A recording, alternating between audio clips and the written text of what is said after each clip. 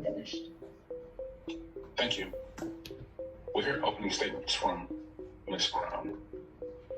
Good afternoon, Dr. Sangre, Dr. Cole, Mr. Hickson, Mr. Armstrong, and Ms. Jordan of the Student Conduct Board. My name is Allison Brown, and I'm a 2L at WashU Law, and I'm an aspiring critical race theory scholar. Some people do not agree with the viewpoints of critical race theory and do not want to hear such ideological differences. These people find these viewpoints harassing, intimidating, and threatening. This is why I'm before you today.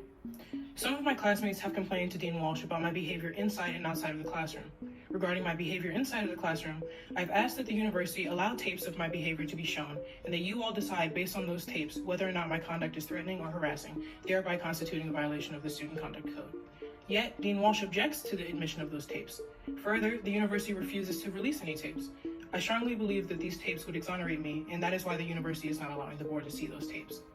Regarding my behavior outside of the classroom, Dean Walsh has gathered the most controversial actions that I've committed to paint me as a menacing threat to the university community. We will review those acts today through witness testimony and exhibits, and I think that you will find that I'm a 25-year-old Black queer member of Gen Z with an Instagram account that likes to address pertinent issues of the day, whether relating to race, sex, gender, COVID, poverty, etc. I have been awarded the Emerging Changemaker Award by Olin Business School for the work of my LLC, Brown Editing LLC, where I edit resumes and cover letters for a low cost for primarily Black and brown students nationwide. I have also been awarded a CRE2 small grant to research how to incorporate critical race theory into the first year curriculum at WashU. I've worked this past summer in the New York City Big Law Market, and I've been offered clerkships at the National Center for Youth Law and the United Nations Permanent Forum for People of African Descent. But unfortunately, I have been suspended for almost 4 months as of November 4th because Dean Walsh has gathered together 7 people who do not like me or agree with me. And that's okay. There are no hard feelings or ill will here. Dean Walsh does not have a singular written statement from a professor or a student. Dean Walsh's evidence does not contain even one professor who I have taken a class with. The law school community has over 250 other people in it that I have had no problems with. I've also created meaningful connections with the larger Black Graduate Student Association, where I was elected to the position of vice president. Members of the Black Graduate Student Association had submitted statements on my behalf, but were unfortunately not approved to be in evidence because those students don't attend the law school. You may not like the fact that I use the word coon, which has different perceptions amongst Black people raised in different areas of the United States. The scholarship that I have submitted in Exhibits 52, 53, 54, and 55 demonstrates this ideological difference. Coon or Uncle Tom is not a slur amongst Black people for those of us who grew up in the Northeast, between Maryland and New York.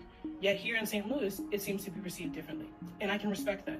But whether there is an underlying belief that Black people cannot harm other Black people for their personal gain, or that the word coon is categorically inappropriate to use in any setting, both of these arguments are ideological and not rooted in anything other than a general distaste. Distaste of my vernacular does not constitute a threat. My personal social media is not the school newspaper. My personal social media consists of my personal thoughts about things that have happened to me. I post things that I find funny, create satirical memes based on my experiences. No one is required to view my stories. You can block, mute, or unfollow me at any time. I have never harassed anyone or contacted someone when they asked me to stop contacting them. In fact, I resigned from BOLSA after the president told the membership that they could bring guns to a school event and mandated in-person meetings during a pandemic that killed almost 4,000 people a week at its height. I cataloged these disagreements on page 80 in Respondent Packet 2. I've only posted the name of a student once on my social media, Graham Harcourt, after he wrote a 1,500-word manifesto on my tone. This deeply scared me as it looked similar to the white supremacist manifestos that were written about me while I studied at the University of Michigan in undergrad. I was the most read columnist of the Michigan Daily from 2017 to 2019, garnering more views sometimes in the sports section for writing on scholarship on race, class, and gender. Even with the immense amount of press generated by my articles, where I discussed the racism of my professors and classmates, a number of sympathetic professors and students moved to protect me, and I was never the subject of a disciplinary hearing. In contrast, for the entirety of my time here at WashU, I've been very scared. I came into the university after being fat-shamed by B.B. Schindler, the current vice president of the Federalist Society, which is the most conservative group in law school. I made a joke about forming a class action to hold Victoria's Secret accountable for making their panties too small. Looking for friends and a sense of community, I then tried to befriend a fellow classmate named Richard. But soon after we became friends, he wrote a sexual quid pro quo contract to ensure his needs would be met in our friendship.